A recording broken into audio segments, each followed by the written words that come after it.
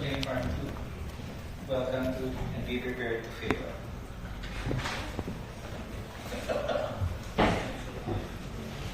At least, di ba? Fiona, you okay? Okay, so Claim Farm 2 would be the specific treatment of certain diseases. That is why I told Dean dapat nga magkasunod dito na after you've done your Clean Farm 1 and Pickle 2, at since magkakasabay na sila, ito na naman tayo. So, whatever we did in Clean Farm 1, we shall do again in Clean Farm 2. Okay? May mga paulit-ulit yan.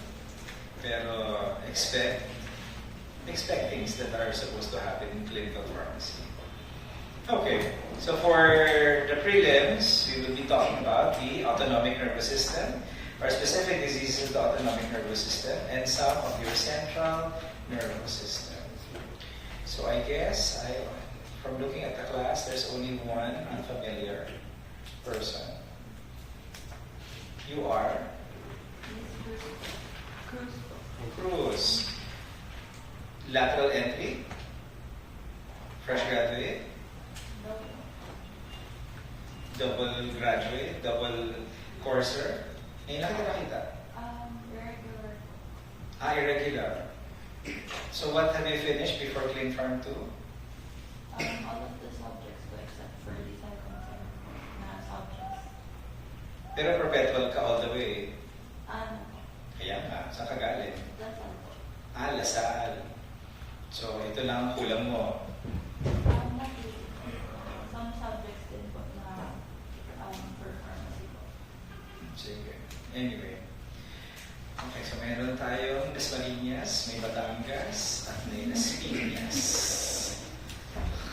Tawa kayong tawa. Sige, okay. Kung kailangan mo malaman kung anong kailangan gawin mo, Miss Cruz, sa klase ko, pag-usap na lang kayo pang klase mo. Para ma-orient ka sa akin. Okay, baka magulat ka. Huwag na marami na dumaan na taga-Lasal sa mga kamay ko, pero baka magulat ka lang. Okay, let's take on your autonomic nervous system. And we have two topics. Since we did not have a meeting last Tuesday, we will have two topics today. Okay? So the first one is myasthenia gravis. So do you know what myasthenia gravis is? And I guess you have encountered myasthenia gravis when we took up pharmacology 1. Correct? Okay. Now, myasthenia gravis is a neuromuscular junction disorder. Ibig sabihin yan, it is where you find which receptors, what receptors are found in the neuromuscular junction. Autonomic nervous system, dito. What receptors are found in the neuromuscular junction? It is acetylcholine. These are your nicotine receptors. Correct? Talaga naman. Okay. So your myasthenia gravis again, is a neuromuscular junction disease, okay, that is presenting with fatigability, easy fatigability, and progressive fatigue during the day.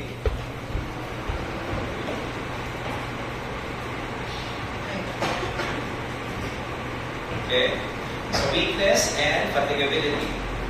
Normally, the underlying cause of your myasthenia gravis is actually a decrease in acetylcholine receptors. Kukunti ang acetylcholine receptors nyo, which is basically nicotinic receptors, because it is being attacked by an antibody.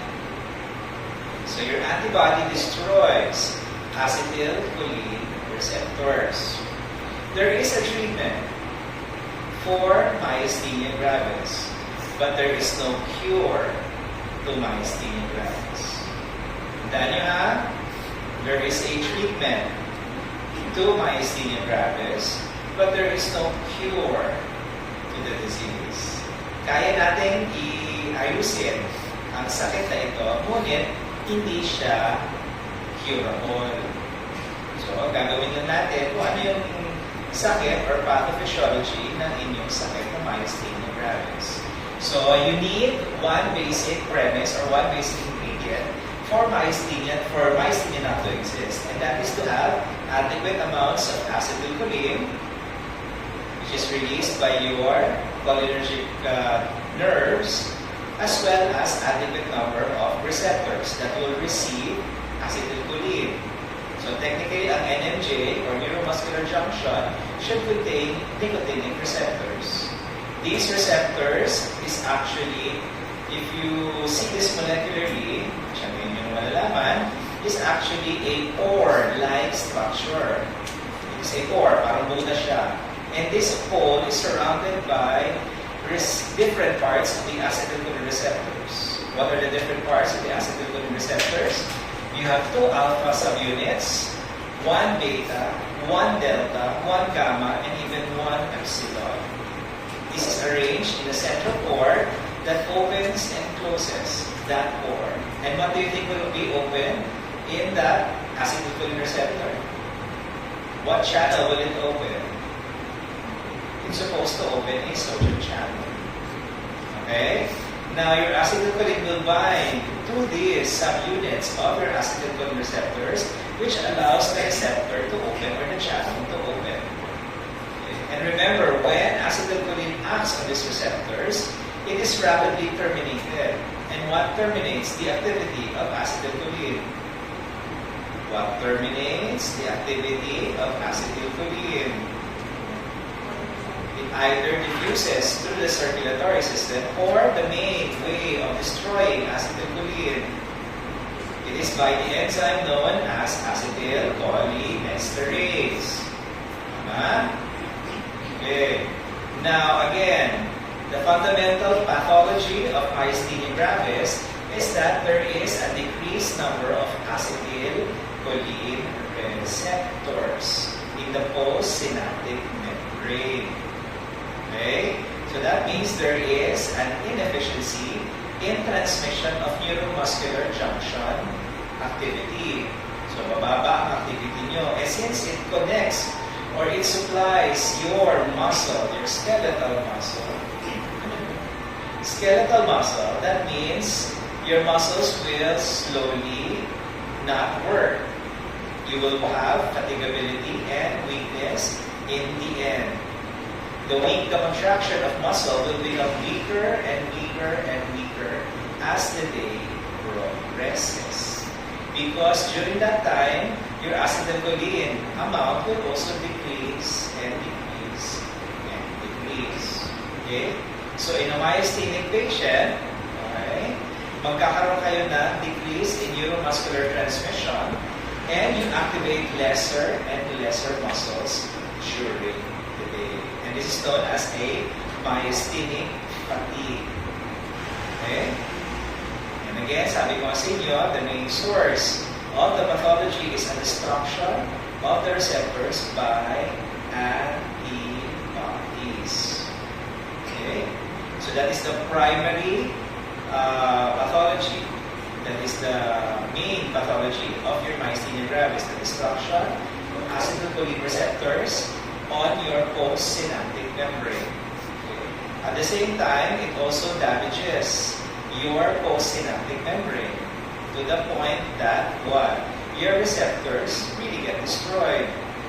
At the same time, it can also bind to your acetylcholine receptors and thereby preventing acetylcholine from working properly. In some cases, endocytosis of your acetylcholine receptors may occur, reducing the amount of acetylcholine receptors in the postsynaptic membrane. Okay. The culprit or the antibody culprit of your myasthenia gravis is your IgG. Okay. It is mediated by immunoglobulin G and your T cells, particularly your T helper cells. So if you have IgG and T helper cells as your main culprit for destruction of receptors, that means immunotherapy strategies may be available for myasthenia gravis. Pagpigil nyo ng produce ng antibody, and of course, pagpigil ng effect ng T helper cells nyo sa inyong katawan will help you ameliorate Now, in most of the patients with myasthenia gravis, the one way to find out is to find out the antibodies that are meant to destroy your receptors. So, maghahanap kayo ng mga laboratories and you will have to look for antibodies. Okay? Now, one thing that I've seen with patients with myasthenia gravis is that 3/4 of those patients will have an abnormal thymus. What is the function of the thymus? What is the function of the thymus? The function of the thymus is to produce what? To produce T helper cells. Diba? Remember, your T helper cells are none other than lymphocytes. These lymphocytes will be differentiated depending on where they go in order to mature. If they mature in the bone marrow, you are producing B lymphocytes. And your B lymphocytes produces immunoglobulins. Your lymphocytes that go to the thymus differentiate into the T lymphocytes, which eventually produces the different T cells in your body. Your T4, your T8, your T4, T8, T10, etc., etc. Now, majority or at least 75% of your patients with myasthenia gravis have an abnormal thymus. So it probably will produce what? Antibodies against the receptors. 60% of your patients with myasthenia gravis have a very big thymus. Tandaan nyo, your thymus decreases in size as you grow older. It's big when you are younger, but it becomes smaller and smaller once you age or once you increase in age. Okay? And of course, 10% of patients with myasthenia gravis have tumors in their thymus. This is known as thymomas. Thymomas are benign tumors of the thymus. And again, they can express immunoglobulins or T helper cells or T cells that may be produced to destroy your receptors. Okay? Now, the prevalence of myasthenia gravis in the population is about 200 per 100,000. So, hindi naman masyadong marami yan. Kaya lang, milyones naman tayo. Maraming tao ang may myasthenia gravis.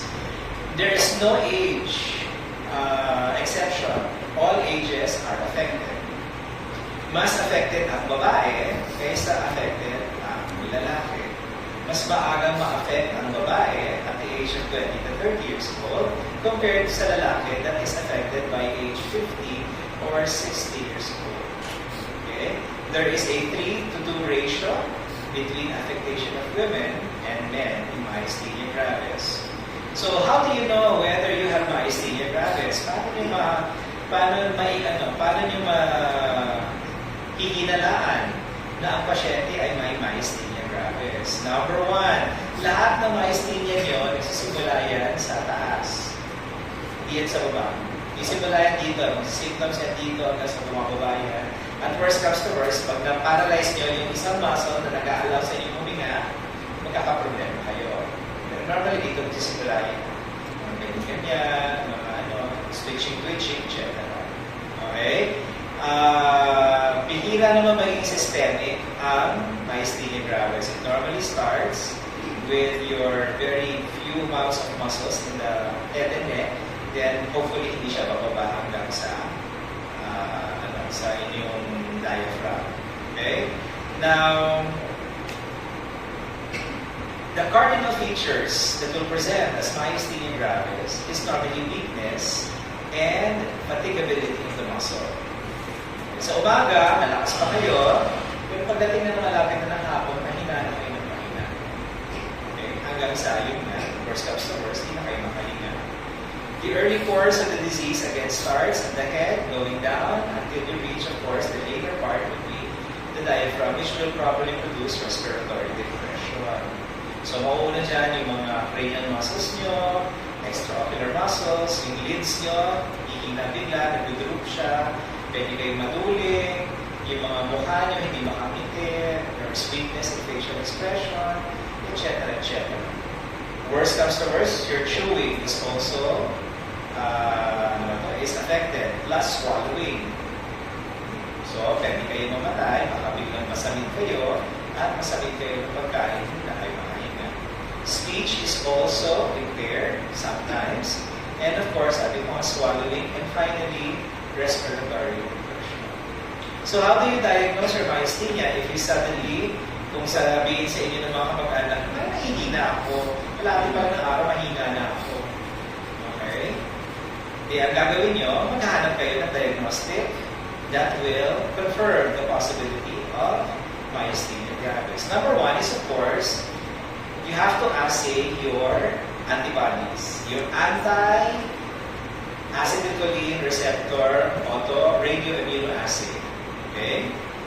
85% that are positive for the anti or the IgG for your acetylcholine receptors is positive for systemic myasthenia gravis or generalized myasthenia gravis. That means it already affects the entire muscles of the entire body. Kung biglang yung mata nyo lang yung nagdudrop, na hindi naman Bell's palsy, 50% will become positive. But a negative result does not rule out the absence of myasthenia gravis. Okay? So besides anti-HCR acetylcholine receptors, there is also an anti-MuSK antibodies. These are your muscle-specific kinases. Anti-muscle-specific kinases, as well as your lipoprotein 4 antibodies. Okay, pwede nyo gamitin yung tatlo. Either anti-acetylcholine receptor, or your anti-muscle-specific kinases, or your lipoprotein-derived 4 antibodies. So, mag-add kayo yung antibodies. Okay? And in most cases, ito yung nagda-diagnose talaga na myasthenia gravis. But if you don't have this, you can let your patients undergo what is known as an electromyogram. What is an electromyogram? An electromyogram is when you attach probes into your muscles and you stimulate that muscle. Okay?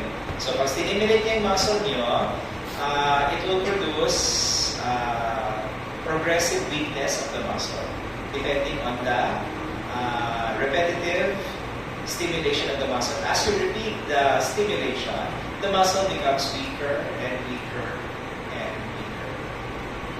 Okay? It may confirm myasthenia gravis, but it is not very specific to myasthenia gravis. Baka ibang muscle disorder ang inyong na-diagnose. But it can confirm myasthenia gravis. The other one is a pharmacologic challenge. What is a pharmacologic challenge? You will give a drug to diagnose myasthenia gravis, and there is one drug that you can use to challenge the person that has possibly myasthenia gravis, and that is edrophonium. Ilan is edrophonium? Where have you been exposed to edrophonium last semester? This is your acetylcholinesterase inhibitors. Correct? This is the simple alcohol, edrophonium, if I'm not mistaken. Okay? So, tingnan nyo pa ang iba mga test. And of course, if the patient cannot breathe or has difficulty breathing, then of course, it's just an adjunct to the test, which is your spirometry or your pulmonary function test. Okay? Kung ang sakit nyo ay dito lang nahihirapan sa mukha, may diplopia ka o may ptosis ka sa inyong mga eyelids, well, the best way is to find out using your CT scan and MRI.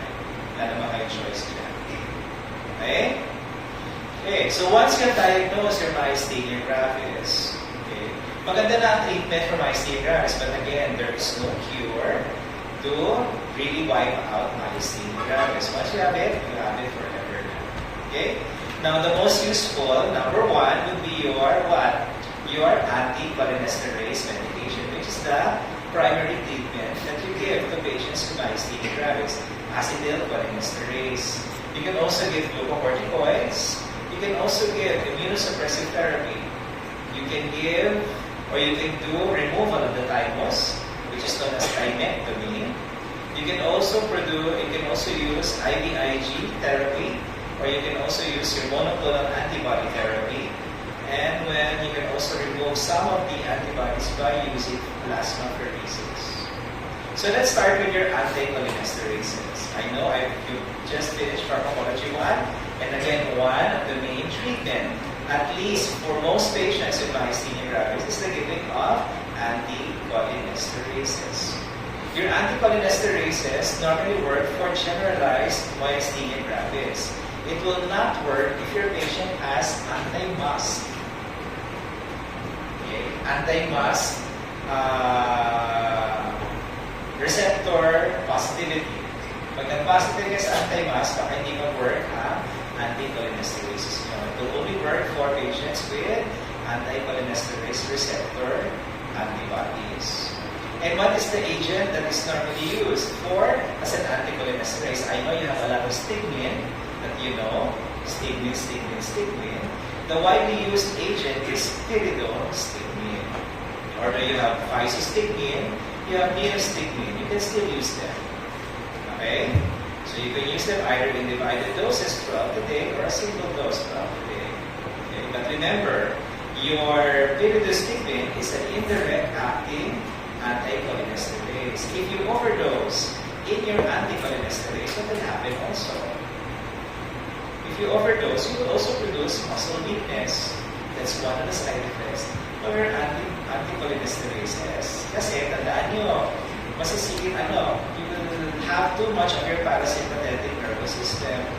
So what do you do as a treatment or an antidote to too much anticholinesterases? Then you give the atropine, you give the anticholinergic. Correct? The cholinergic activating is counteracted by an anticholinergic, which is atropine. You can use atropine, you can use loperamide in some cases. Okay? Now, one of the other things that is also used in the treatment of your myasthenia gravis, if it happens to be alongside a tumor of the thymus, is to remove the thymus. Okay? Sa hospital sa 13, may nangyaring kasong ganyan, wherein they remove the thymus. Ang problema ko lang, they diagnosed it wrongly. Basta ang diagnosis na is thymoma. Pag tingin-tingin ko doon sa history, ang pasyente nila ay may myasthenia gravis symptoms. Sabi ko, yung thymoma nyo, ano po cause nung myasthenia gravis? So, hindi lang thymoma ang diagnosis ng pasyente nyo. It is also myasthenia gravis. So, surgical removal of the thymus may be warranted, particularly for patients that have this tumor and having myasthenic gravic fatigue. Okay? And again, most thymomas are considered benign. Problema lang, magawa lang siya ng immunoglobulin na siyang nakakasira sa mga acetylcholine receptors niya. Okay? So, treatment using surgery is also warranted. And in cases where they remove the thymoma, you can still continue with your anticholinesterase kasi hindi lang naman yun ang rason. Okay? Pero, pag natanggal nyo na yung thymoma, a lot of the patients actually improve as far as their strength and function of their muscles. So, kung talaga makita, magpa-CT scan or magpa-CT scan kayo ng dibdib ng pasyente para makita nyo na walang bukod sa thymus. Okay? Now, thymectomy is not beneficial if, again, you have MuSK. If your myasthenia gravis is only the ocular type of myasthenia gravis, and you are seronegative of your anti-receptor or anticholine receptors antibody. Okay? So, ang thymectomy nyo, hindi pang emergency yan ha, sinischedule ang surgery. You do not use thymectomy as an emergency treatment for myasthenic crisis. Gamot pa rin ang gagamitin nyo. You need to stabilize your patients before you undergo thymectomy. Okay? Ang ginagamit nyo para sa crisis, myasthenic crisis, is either anticholinesterases or intravenous immunoglobulin G or even plasmapheresis. Okay? Okay, so since your myasthenia gravis has an immune component to its pathology, then immunotherapy might work on your patients. Anong immune therapy nyo? Glucocorticoids. What's happening about glucocorticoids? Or other immunotherapies. Okay? Minsan yung mga monoclonal antibodies nyo as well as sometimes anti-cancer agents. Okay? So immunotherapy should be guided very well before starting immunotherapy because there are major complications to immunotherapy. What is one of the major complications that should be on the top of your head when you are dealing with immunotherapies?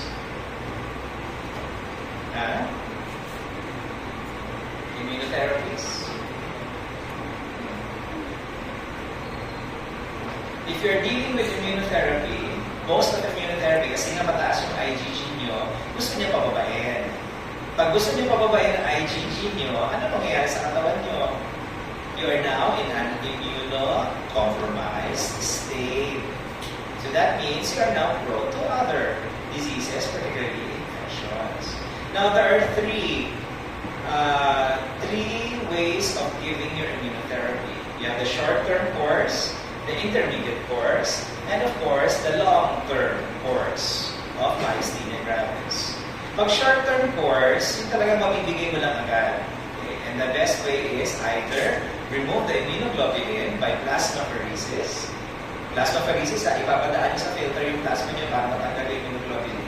Or you give an IVIG, immunoglobulin IV, to respond to the weakness of your patient. But that is short-term. But of course, giving that would actually strengthen immediately the muscles of your patient. The intermediate term is to give glucocorticoids.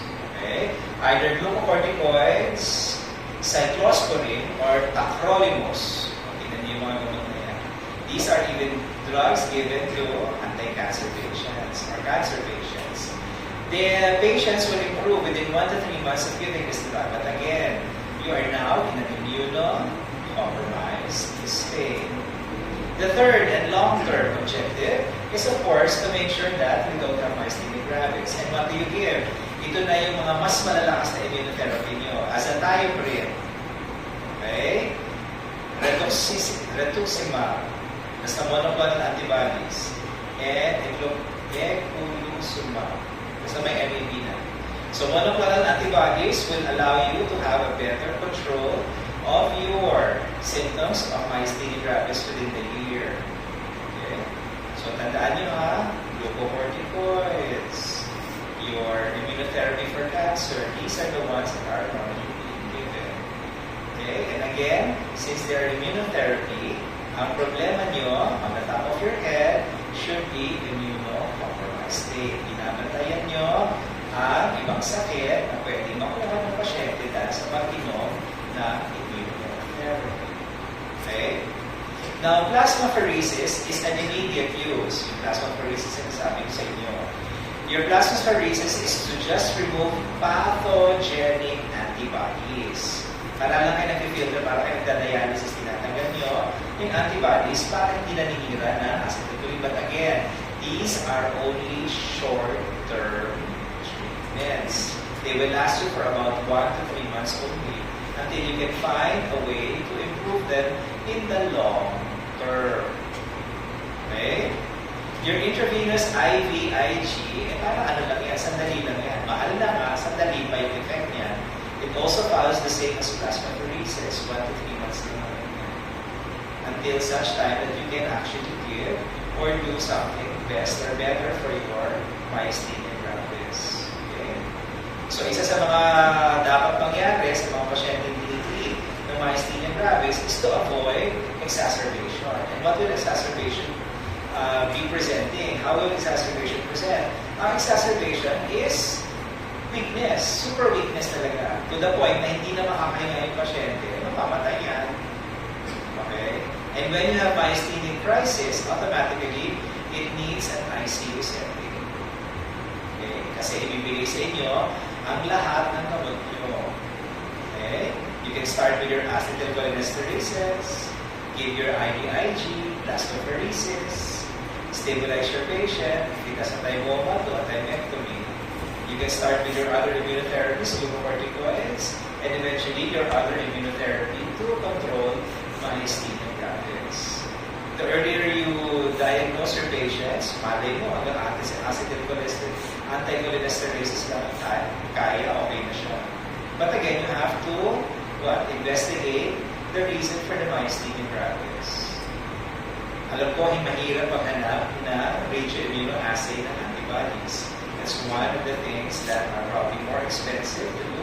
But you can do other things that can give you a possibility of diagnosis of myasthenia gravis. Okay? O, diba? Cholinergic activating drugs. Okay? So that is myasthenia gravis. Dati isasabihan lang yan. Okay. Any questions? Hopefully, wala naman kayo myasthenia gravis kasi feeling ko, mahina ng katawan nyo. Mahina na ang katawan nyo. Okay. Alright. Our next, autonomic nervous system problem. Hopefully, you can still remember.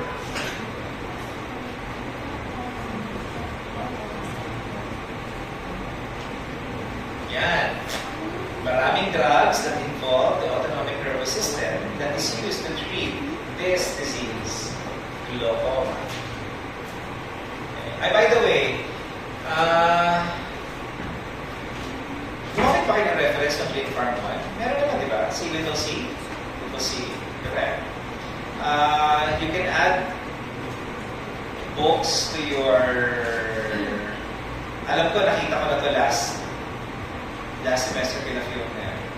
Hanapin niyo si DiPiro. Okay. Alam ko may ano yan, may kumakalat na e-book yan, DiPiro. Okay. Hindi di pera, DiPiro. DiPiro. May ano ba yan, may workbook sheet yan. Pero alam ko, meron kayo nung e-book niya. Huwag nyo na atin bilhin yung librong tunay niya. Kasi baka bukas ng dalawa kuba na kayo. Mabigat yun. That's listing. Okay. And it's worth.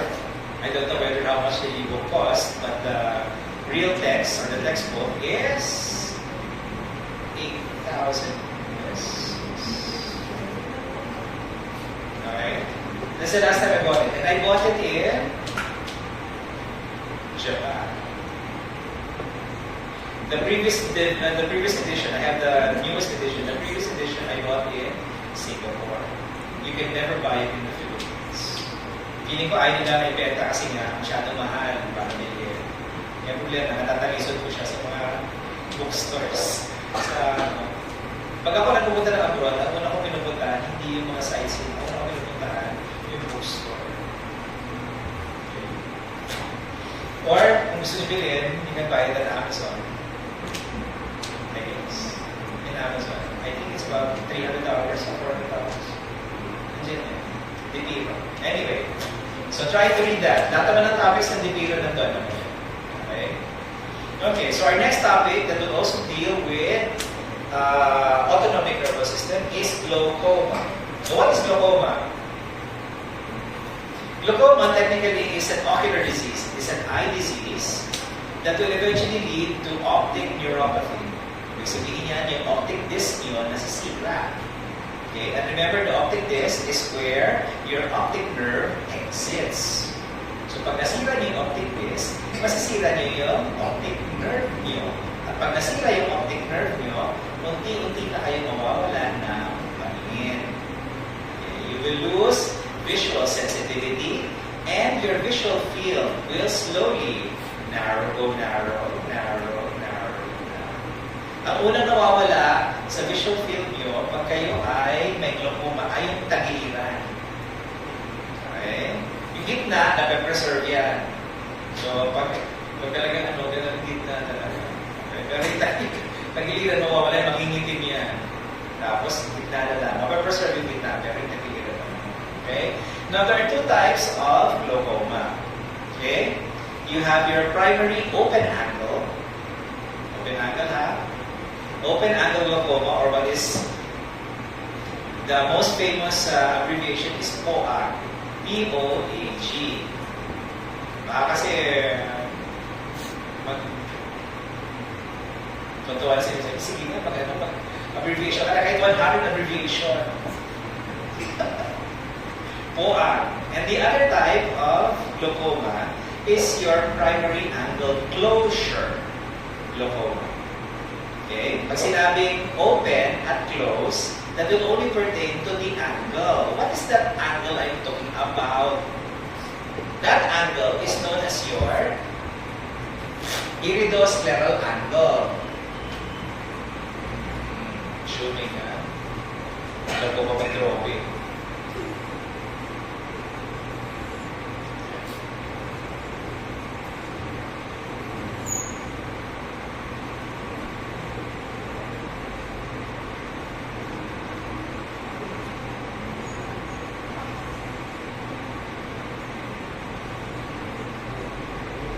Okay. This is the front of your eye. This is the cornea. This is the iris. Yung buto sa gitna, yung pupil. Sa ilalim ng pupil nyo, nandito yung lente. Okay? There are two basic chambers, three chambers of the eye. The anterior chamber, the posterior chamber, and the uveal chamber. Kailangan ko balik anatomy ulit. Okay. Now, your eye is inflated because of the vitreous body, vitreal body, and the fluid that is produced by the eye. And what is the fluid produced by the eye? This is known as your aqueous humor. Your aqueous humor is produced by the choroid, particularly your choroid plexuses, your papillary. Okay? Nandito. These are blood vessels. May mga blood vessels dyan. So this produces your aqueous humor, which goes into the posterior chamber, out into the pupil, and drained to the anterior chamber, going to your what? Going to your, what is this? This is your iridocorneal angle, wherein you have your, what is it? You have your trabecular meshwork, and eventually draining into the canal of Schlemm. Yung canal of Schlemm nyo, actually, parang vein yan. Kasi lahat ng humor nyo, dinidrain at bumabalik yan sa circulatory system nyo. Sa venous drainage, kumbaga.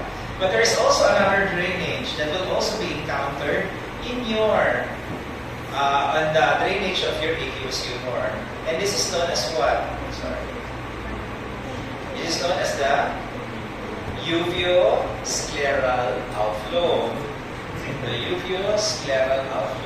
This is the iridocorneal junction. So, dalawang dinidrain yan. Okay? So, pag na-block nyo ito, hindi makakalabas ang aqueous humor nyo or madidrain ang aqueous humor nyo. Magkakaroon kayo ng increase fluid and eventually increase in IOP. What is IOP? Intraocular pressure. Okay? So pag sinabi niyo POAG, or primary open angle closure, this is actually the hypertension of your eye. Kung may hypertension sa iyo sa mga blood vessel, may hypertension ng eye kayo. This is your POAG. And this lecture actually more or less is bent towards POAG. Your primary angle closure glaucoma is secondary to a physical blockage of the drainage of your aqueous humor, or the trabecular meshwork is blocked. Okay? Pag nag-block yan, kailangan i-unblock nyo. Okay? So, the glaucoma can either be of any of the varieties of glaucoma. Okay? You can either have a primary glaucoma, which is technically just hypertension of your eye.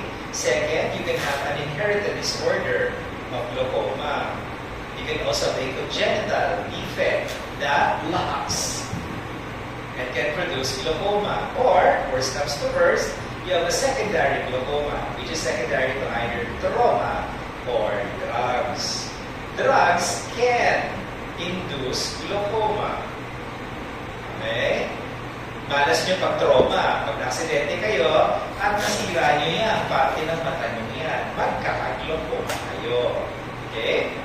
Now, the open-angle glaucoma, again, would actually destroy because of the increase in pressure inside the eye, you will have optic nerve damage. Pero actually ngayon, hindi na naman pressure ang magsisira sa optic nerve ng mata ninyo. Okay? But because of the IOP, technically right now, it is the sole reason for the destruction of your optic disc or optic nerve. Okay? Pero sabi ko nga, merong other contributory factors that can lead to a loss of vision of any patient. Okay? Now, in a primary and open-angle glaucoma, okay, intraocular pressure is not constant. Open-angle lang kasi ocular hypertension yan. So, wala namang problema sa drainage. Kaya lang, for some reason, talagang mataas lang ang intraocular pressure niya. And of course, it is relegated to the amount of of your aqueous humor. But again, it can also be secondary to your blood pressure. Minsan, pag ubo nyo, tumataas ang presyon ng mata nyo. Pag na-compress ang neck nyo, tumataas din ang presyon ng mata nyo. Posture can also increase the pressure of your eye. Okay? Ang IOP pressure nyo has a diurnal rhythm. Okay? Mataas siya pag ikaw ay nasa gabi na. 6 p.m., minimal na ang eye pressure. Pero pag gising mo sa umaga, mataas ang eye pressure nyo. Okay? So, how do you pharmacologically control the inflow and outflow of aqueous humor in a patient with primary open-angle glaucoma? So, maraming ways to control aqueous humor production. Number 1 is alpha-adrenergic agonist. Kilala niyo ba si alpha-adrenergic? Babalik tayo talaga dito. Number 2 is a beta-adrenergic blocker. Kaya nga, pag screen far 2, dapat sinasabi ko na hindi ko na dapat i-review sa inyo eh. Kasi nga, progressive to. The third would be your dopamine blockers. Third would be your carbonic anhydrase inhibitors. Fourth would be your melatonin 1 agonist. Yung carbonic anhydrase inhibitors, hindi pa natitigan kasi pang 5th chapter pa siya na cardiovascular. Nandun siya. And the last one is your adenylate cyclase inhibitors. Okay? So, outflow of your aqueous humor, of course, can be done by giving cholinergic drugs, particularly your pilocarpine, your direct-acting cholinergic drug. This will allow what? What will it allow? Contraction of your ciliary muscle, okay, and opening of your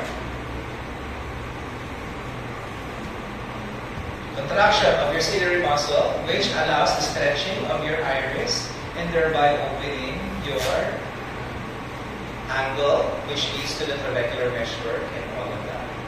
Second, to also increase the outflow of your aqueous humor is prostaglandin analogs.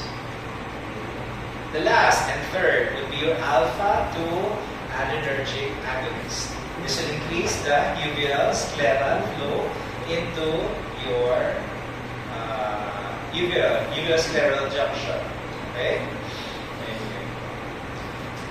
Okay. So when you have primary, yun ang mga gamot nyo. But if you have secondary open-angle glaucoma, it depends now on where there is a problem. It can either be pre-trabecular, trabecular itself, or the post-trabecular. Okay? So, pag pre-trabecular, that means dito nangyayari yan bago dumating dito. Okay? That means your meshwork or your drainage is okay. But it just prevents the outflow of aqueous humor. You don't know. Pag trabecular mismo ang sira nyo, hindi problema. Nag-accumulate lang yung fluid nyo doon, hindi siya lumalabas. Pero yung panghuli nyo is the post-trabecular, and that would be the veins that would drain the fluid. Tandaan nyo, kailangan na drain sa vein yan. Pag wala ang sira ang veins niyan, which is the episcleral veins, hindi nyo matidrain ang fluid nyo. Mag-accumulate pa rin siya. Eh, paano kung may hypertension kayo? Pwede masira yung episcleral veins nyo. So, kasama yan. Okay? So, when you start to medicate your IOPs, okay, particularly for open angle, sa mga pasyenteng may high risk for producing glaucoma, actually one of the treatment is corticosteroid. Okay? You can use systemic corticosteroids. Corticosteroids can produce an increase in IOP. So, dahan-dahan kayo. Kaya pag kayo ay naka-steroid, alam ko sa inyo, kung may mga sore eyes kayo, ang una nyo pinabibili, na ayaw kong pinabibili sa mga pasyente ko, ang mukhang bibili is Maxitrol. Ilan nyo si Maxitrol? Wala pa kasi kayong protection eh. Yun ang problema ko. Wala kayong protection sa mga pharmacy. Maxitrol. Maxitrol is a combination of a steroid and an antibiotic. Okay? Pag mataas ang steroid component, may tendency mag-produce siya ng glaucoma. Oral or systemic corticosteroids can also do the same. Nasal or inhaled corticosteroids can also increase IOP. Okay? Ophthalmic anticholinergics, atropine, can also increase IOP. Tandaan niyo kung anticholinergics, anong nangyayari pag anticholinergics? What is the effect of the iris of anticholinergics? It is mydriasis or pupillary dilation.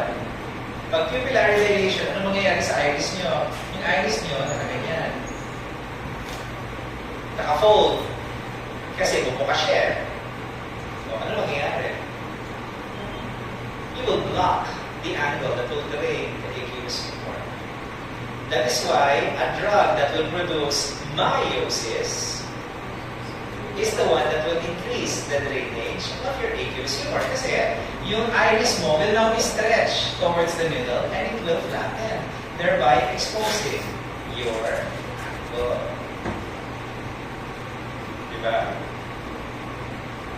So, Succinylcholine can also produce increase in IOP.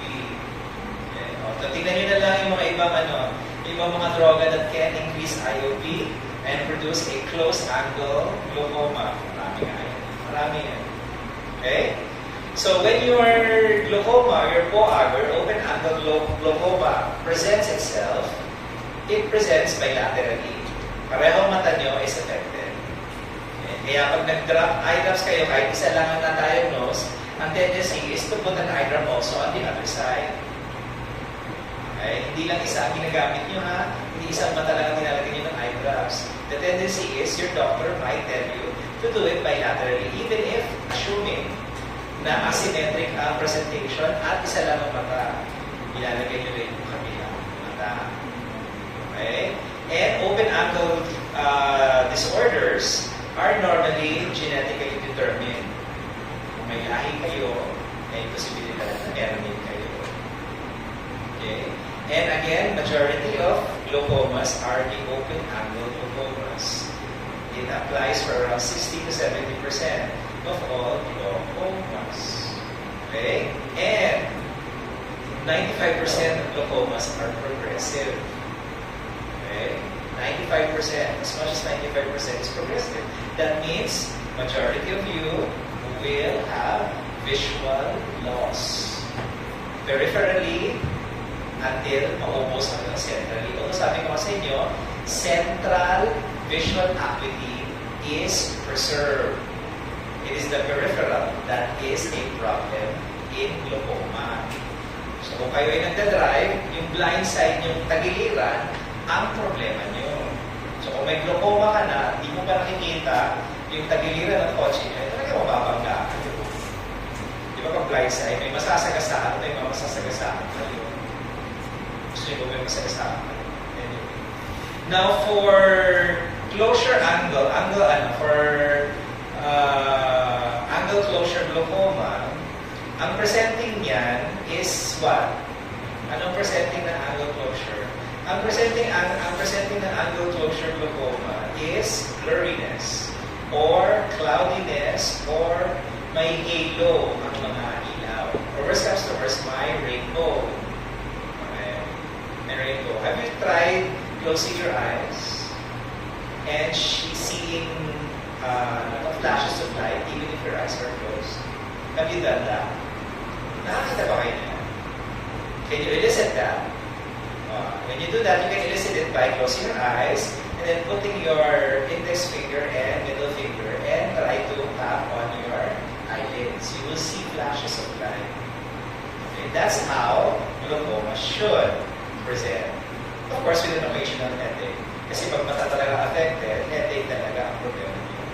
Pag sinilip kayo ng ophthalmologist nyo, yung sinisilip nila yung mata nyo, ang una niyo makikita is namamaga ang cornea nyo, number one. And of course, the late progression, pag nakita niya sa likod, your optic disc is namamaga as well. Okay? Kaya kailangan, pag nakita niya yan, magko-confirm agad ang inyong ophthalmologist kasi it will lead to blindness. Okay? So how do you diagnose or confirm that you have glaucoma as your disease? Okay, number one, of course, yung optic disc. Pag nakita ng optic disc ay mata.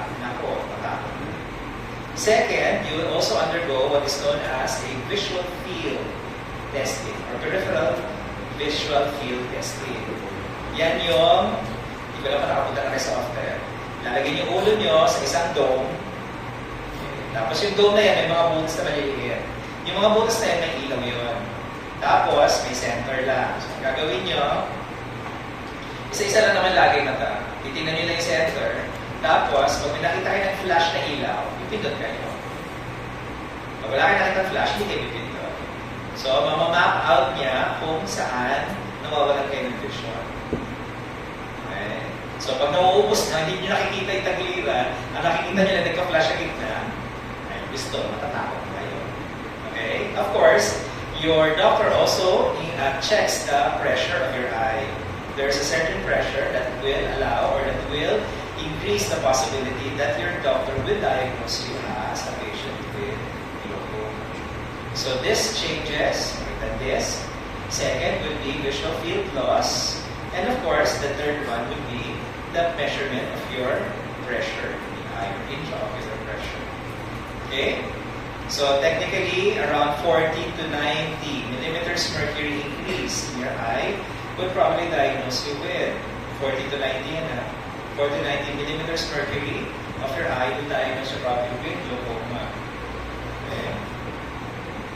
So the goal of treatment is what is the goal of treatment? To reduce your IOP. Decreasing your IOP decreases your chances and risk of destroying the optic nerve as well as the optic disc. Okay? So how do you do this? Babaan yun ng babaan. So what is the goal of treatment? Again, try to pharmacologically treat it, or if there's a surgical or anatomical defect, then correct it. Okay? Ano ang number one? Sa ngayon, ang pinaka number one choice for glaucoma is not the cholinergic indirect acting. Okay, or the direct acting cholinergic. Okay, number one would be your topical beta blockers. Okay. This is the first line agent. Okay, and it has been used time and time again as management or maintenance of your glaucoma. Yan ang first line, ha? So what are your beta blockers that are good for glaucoma? Si Timolol. Kilala niyo si Tim. Okay? Si Cardiolol. Si Dataxolol. Metipranolol. Levuronolol. Something like that. Okay? Pero hindi kasama si Propranolol. Okay? Alam ko mas marami ang Timolol. Alam ko maraming Tima. Second use, or second of the primary line drugs, or first line drug, is your prostaglandin analogs. Okay? At makikilala nyo siya kasi nag-i-ending lahat ng mga tawag ito with a pros. Okay? Lanaprost, Imatoprost, Tramaprost, Rafloprost, Prost. Prost are normally given at least once a day, and they are better intraocular pressure reducers, and they are better tolerated by the patient. Okay? At available na rin ito sa market. Mas available naman siya sa market. Your second-line drugs, or one of your second-line drugs would be your alpha-2 adrenergic agonist. Isa na naman ang alpha-2. Hindi nyo ginagamit ang clonidine at saka methyldopa. Alpha-2 adrenergic agonist. Ang ginagamit nyo is the analog of clonidine, which is brimonidine. Okay? And of course, the other second-line drug is carbonic anhydrase inhibitor. And there is only one. Well, acetazolamide is the prototype of your carbonic anhydrase inhibitors. That is a second-line drug. There is a third-line drug wherein you now have your cholinergic acting drugs. Your pilocarpine is only considered as a third-line therapy. Your indirect acting cholinomimetics such as carbachol is also a third-line drug. Even one of your acetazolamide, your carbonic anhydrase, can also become third-line drugs. Again, the line drugs are usually as a stepwise manner in treating. Pag hindi kaya ng first line, punta sa second line. Hindi kaya ng second line, at talagang wala nang kaya, saan ka lang kayo pupunta sa third line as your last resort. Because your third line drugs are the ones that have a lot of toxicity. So ayaw nyo muna ma-expose sa toxicity ang inyong pasyente. Tama? Tama. So another treatment na hindi naman kasama, hindi nagtatila, is your Rho kinase inhibitor. What is your Rho kinase inhibitor? Nitardozil. Rho kinase inhibitor. Okay? It also has the similar effect of beta blockers. Okay? And can be used in combination with other therapies. Kung hindi na kaya ng gamot, then you can always go with surgery. Okay? Surgery. Dalawang surgery niyan. One, laser or surgical trabeculoplasty. In other words, ayusin nyo yung drainage system. But there's one surgery that is also needed, and that is yung pag binutas nyo yung iris nyo or iridectomy. Okay? Mas lalo na pag-emergency at hindi na nag-drain, i-drain nyo agad from posterior to anterior by putting a hole in your iris. Okay? Iridectomy. But if your drugs can be given, you can always start with, of course, myotic drugs are one of those that can be easily used in an attack, in a glaucoma attack. Kung biglang sumakit at tumaas ang presyon ng mata nyo, myotics are the first one so that you can stretch out your iris and open your angle and drain your aqueous humor. Your inhibitors, which are your beta blockers, your alpha-2 agonist, and your carbonic anhydrase, including that of your prostaglandin analogs, can be second-line. Okay. Kung gusto nyo paihiin yung pasyente nyo, pwede rin. You can give mannitol, you can give glycerin. That will decrease IOP. That is assuming that it will decrease the fluid.